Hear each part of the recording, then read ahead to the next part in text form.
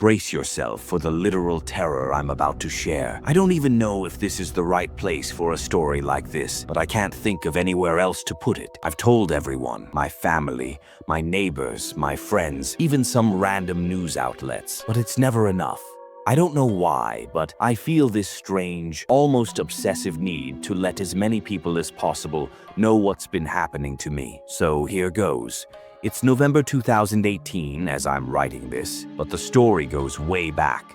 I'm talking 9 years, maybe more. I can't remember the exact year off the top of my head, but let's say 2009, or maybe 2010. Back then, I was in my mid-20s with a stable job and a girlfriend, now my fiancée. I never went to college, so I had been in the workforce for a while, and my life was relatively predictable. There was no real reason for me to move far from home, so I didn't. My girlfriend and I had just moved into my childhood home, a sturdy old brick house that had been in my family for generations. My dad inherited it from his parents, and when he turned 40, he passed it down to me. It had seen a few rounds of renovations, but you could still tell it was old. The brickwork gave it away. There weren't many brick houses in our area, so ours stuck out like a sore thumb. I kind of liked that, though. Made it feel special. We lived in a very woodsy neighborhood. Houses were spaced far apart, and ours was at the very end of the street, meaning we bordered the woods on 2 sides. And these weren't just any woods. They were massive. My brothers and I spent our childhood exploring them, but no matter how far we went, it felt like we never even came close to mapping the whole thing. Some people would find that intimidating, but me, I liked it. I liked my space. Always have. Then the winter came. It was a Sunday morning.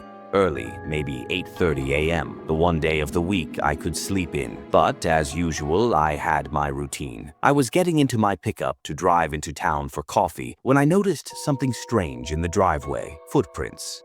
A single set of them in the snow, leading directly to the driver's side door of my truck. And then, nothing. Just a straight path from the woods, up to my truck, and back. No deviation. No wandering, just a purposeful, deliberate walk. My first thought was my girlfriend, but that didn't make sense. The prints didn't lead to the house. They didn't go anywhere near the windows, just straight to my truck and back into the woods. I stood there, staring at them, trying to make sense of it, but there was nothing to make sense of, so I shook it off. Maybe a hunter got lost.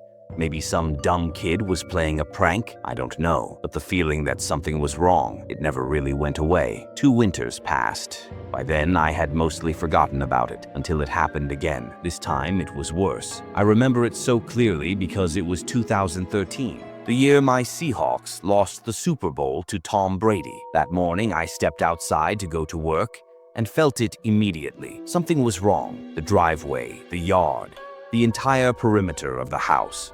Footprints everywhere. Not just one set this time. They were all over, circling the house, stopping at the windows, the back door.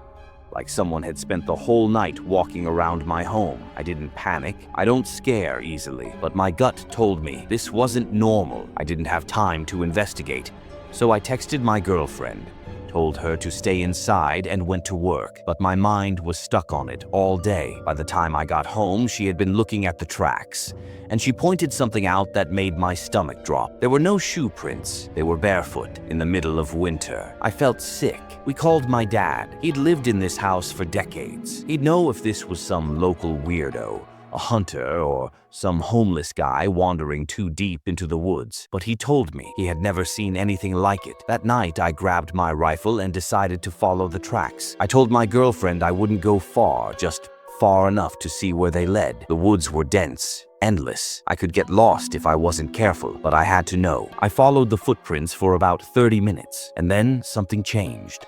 The tracks split into 2. It was like at some point whoever I had been tracking had duplicated. There were now 2 sets of prints veering off in opposite directions, but I had only followed one set. That meant at some point another person had joined them, or someone had been walking backward in their own steps, trying to make it look like 2 people. I stood there, staring at the paths, my heart pounding.